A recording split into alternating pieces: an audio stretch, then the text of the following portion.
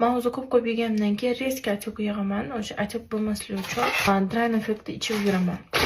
Foda yengil paytlari o'tta bitta bo'lib, shundan icholmay qo'ygan edim. O'shaning uchun achok yig'lardim. Mana bugundan boshlab yana drain effektimni ichishni boshlaman. Hozir sразу ikkita ichib yuboraman. Bu polniy achoklarimni, limfalarimni tozalab beradi. Limfa tozalangandan keyin achoklar ketishni boshlaydi, shishlik kamayadi va toksinlarni yuvib beradi.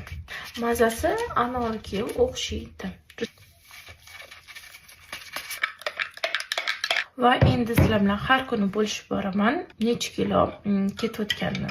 Chunki bir haligacha ishonmaydi. 80 kilodan 58 kilogacha enel bilan ozganman desam ko'pchilik ishonmaydi. Shuning uchun mana yangi qo'shilgan podpischiklarim endi ko'rishadi bemalol shu tutorialni eneldan ozish mumkinligini. Chunki anchadan beri qo'ymayaptim, chunki birinchidan telefonimni joyiga qo'yib qo'yandi, ikkinchidan hech vaqtim yetib bormayapti-da bu narsani ko'rsatishga.